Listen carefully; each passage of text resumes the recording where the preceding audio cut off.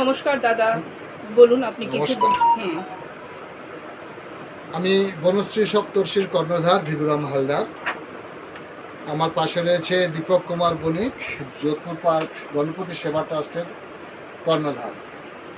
এই দুই মহারথীর যুগ্ম সম্মিলনে আমরা আগামী 23শে মার্চ রবিবার যোধপুরের পূর্ণভূমিতে প্রায় 1000 কচি কাঁচার নপুরের ধ্বনি আর বসন্তের রঙে রাঙা হয়ে ফুলের আবিরে নাচতে নাচতে গাইতে গাইতে মুখরিত করবে এই যোধপুরের জনপদ থেকে যোধপুরের রাজপথ। এই সুন্দর বসন্ত উৎসবে এক রূপকথার বসন্ত বেলায় আপনাদের সকলকে স্বাগত জানাই। আসলে আমরা প্রত্যেকে নিরন্তর ব্যস্ত, নানা কাজে, নানা কর্মে, নানা আয়োজনে, সমাজের, পরিবারের, কখনো নিজের প্রয়োজনে।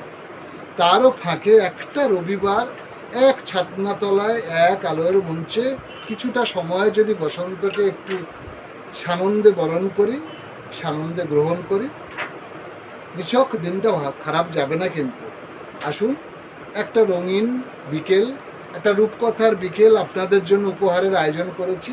ওই দিন দেখা হোক এই 7ম বর্ষের বসন্ত উৎসবে, রূপকথার বসন্তবেলা যোধপুর পার্ক চিলড্রেন্স পার্কে ঠিক বিকাল 3টা থেকে শুরু হবে আমাদের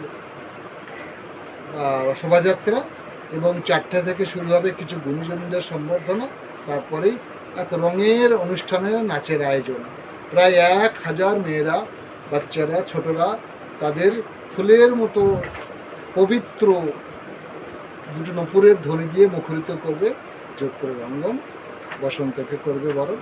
আপনিও আসুন, ভালো লাগবে।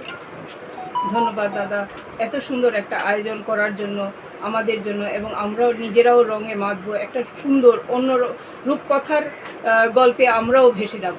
সেই দিন আমরা থাকবো এই অনুষ্ঠানে, এই উৎসবে, বসন্ত উৎসবে সবার সাথে মিলে রঙে রঙে মিলেমিশে একাকার। একদম প্রকৃতি তো আমাদের শিখিয়েছে, সকলের তার রূপ দেখে, তার রং দেখে আমরাও কেন নিজেদের রাঙিয়ে তুলব না। অবশ্যই অবশ্যই দাদা, ধন্যবাদ।